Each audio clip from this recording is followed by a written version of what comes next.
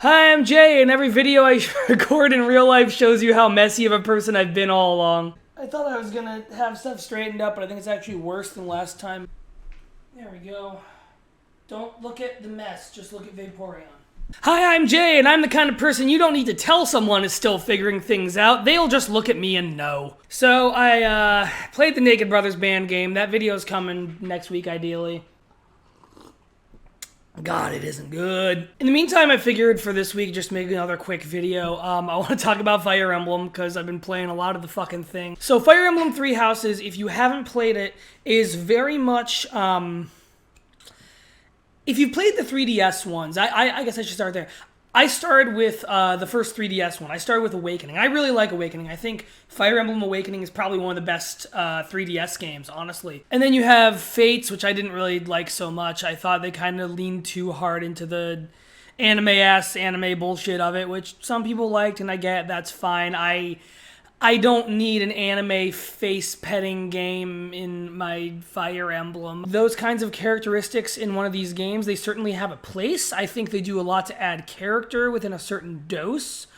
But there was something aggressively horny and aggressively bad anime that I would read about and not want to watch about Fates that I really didn't like. Whereas Awakening, I think, struck the right balance. You could have characters romance each other. Everyone had a lot of character to them. But it wasn't, like, serially obnoxious in the way I feel like it was in Fates.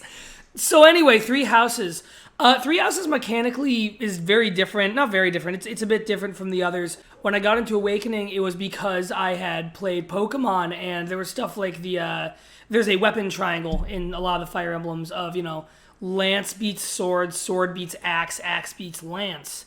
And that was, easy for me to sort of hook into, having played a lot of other stuff with elemental, type charts, your Pokemons, your Personas, your whatnot. This one doesn't have that, and it makes the way you strategize battles differently, and that stuff's really fun. To be honest, it took me a while to get into it. It took me a while to really, figure out what the flow of combat was like in a turn-based strategy game that doesn't have these things that kind of defined how I approached Awakening. But it turns out the answer is just a whole lot of thinking about things in terms of who...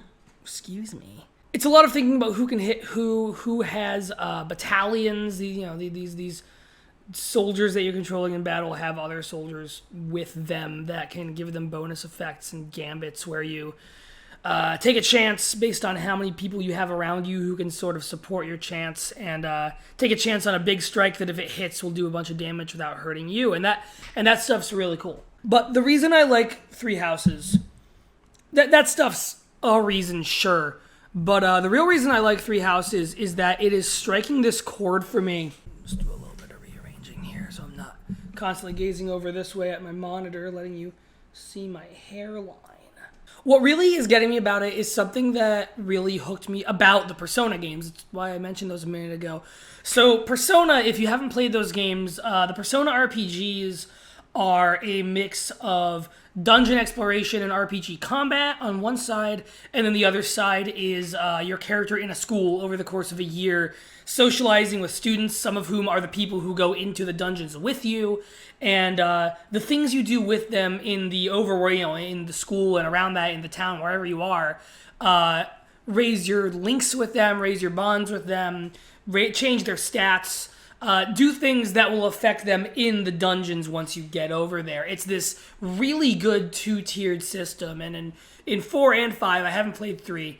In 4 and 5, I really liked that in both of those. It creates a really good back and forth between the two sides of the game, and I think that's just a really cool rhythm for a JRPG to handle. That, especially if you're making like an 80-hour RPG like these tend to be.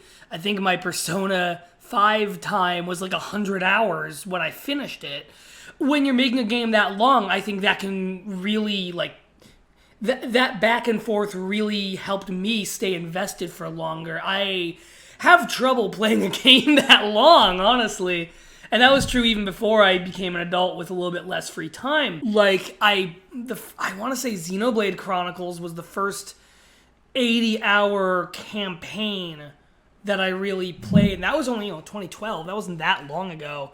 I never really got into any of the Final Fantasies because every one I tried, I would slide off of for that exact reason. But something like Persona, I think, has a respect for your time in a really interesting way, and this increases as you go through the games, or at least the couple I have, where, it respects that you're not going to want to just do RPG dungeon shit forever, and so it makes both sides of what you're doing fun. Persona 5 does that even more by giving you even more say into how much of a dungeon you can do on one day. So if you want to just barge it, I have a friend who did this. If you want to just barge it through an entire dungeon in one day, you can just do that in one day and then spend the rest of your month working on romancing Makoto. So the reason I talk about all this with Fire Emblem is that the pacing of things in Three Houses are very much the same, or very, very similar. They're not the same, but they're similar enough that it's really striking that same chord with me. And it's been about a year since I finished Persona 5, and it's kind of nice to have one of those again, especially one on the Switch, because I can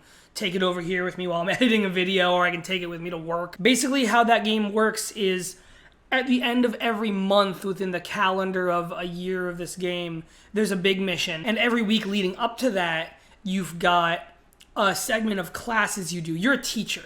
Your main character is a teacher instructing the students of whichever of the three houses you picked. I picked the Golden Deer because I love me a band of misfits. Such fucking good misfits. And you become the teacher of whatever house you choose. So the way that works is at the beginning of a week, you choose the goals for your students. You choose goals in terms of what they'll be doing in battle. So let's say, someone is working on axe and spear, but I'm like, they don't really need both. Let me have you keep axe and then also take flying. So eventually you can become a Pegasus Knight, which is a knight that rides around on a big flying horse. And you choose their goals. You work to sort of rank up relationships with them, which will then give you stat boosts when you're standing next to them in battle and you attack someone while they're by your side. And so then you sort of go through the week of lecturing, having them level up those stats. You get bonuses for characters that you hang out with on your exploration days, which are another whole thing. Basically, this all takes place in a monastery with a decent amount of stuff to explore. There's always little side quests you can run around and do. And so when you're doing these side quests, you're raising this bar with people that you can then spend on dumping extra points into the stuff you want them to be proficient in.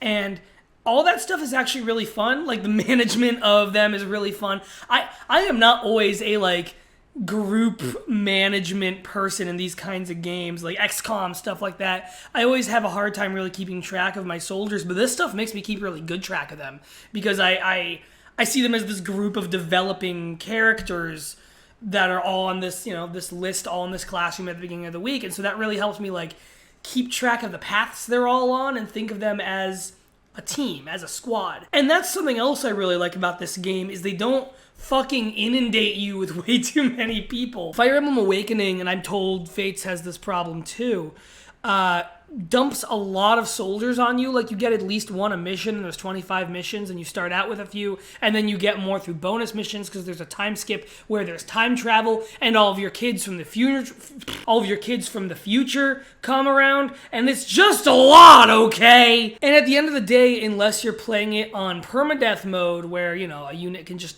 kick the bucket and that's the end of it, you just wind up with 40 units in your reserve and only 4 that you use in a battle. That's probably the biggest flaw of Awakening. But in Three Houses, it's different. You have this class of characters, you have this class of students. There's, 8 of them? That sounds right. And you can recruit ones from other houses. That's another thing you do on those days off, those exploration days, is you can build rapport with these other students to maybe, I keep bouncing my webcam. You can build rapport with them that will go towards maybe being able to recruit them into your house eventually if you want to.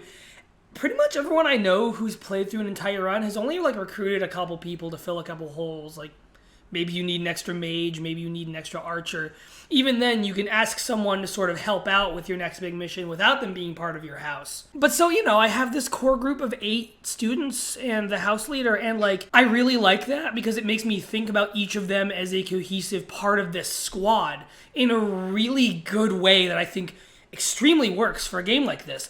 going back to Persona. Like, by the end of a Persona game, you have 7 or 8 characters in your party, and you think of each of them as a cog in the wheel of this squad that you have. And, everyone's good at their own thing. Everyone's got their elements. You never take Morgana out because Morgana's the only good healer. And it's kind of the same way in this, where I've got my good healer, I've got my good black mage, I've got someone else who's doing lance stuff and is also studying magic on the side.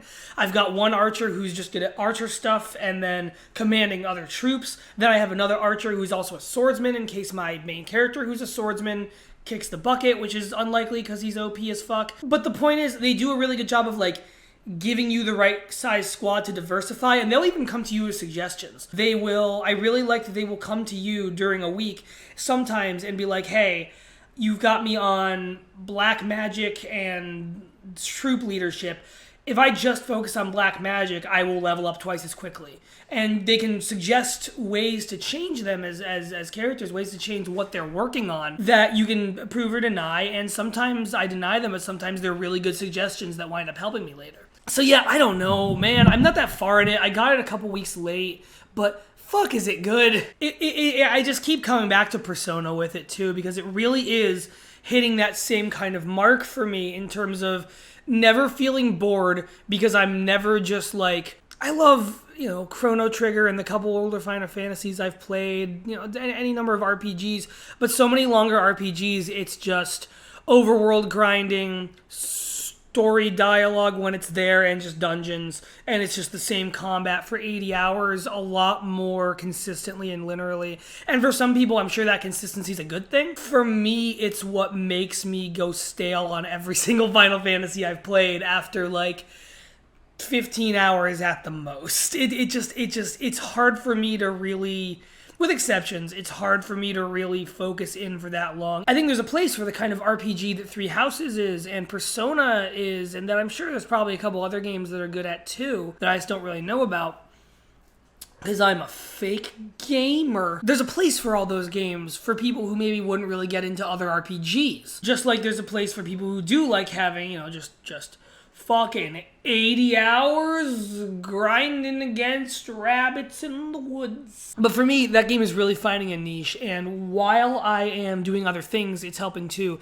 I have trouble taking time for self-care and just enjoying things sometimes in my life. I've gotten better about this, but I've always been someone, this is why I've done so much crap on the internet, is I have always been someone who's wanted to be working on something, at work and in my spare time, in school, wherever.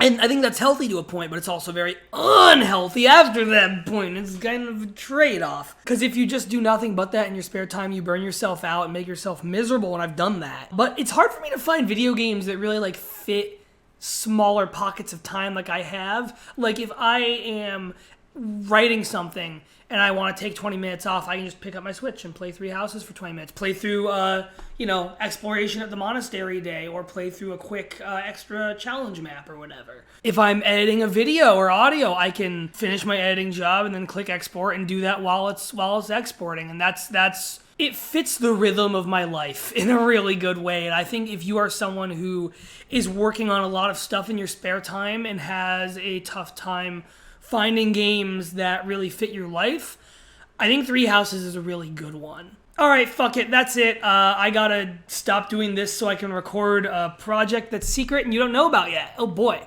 it's not the Naked Brothers Band one, it's a different one. Got my hands in a lot of pots.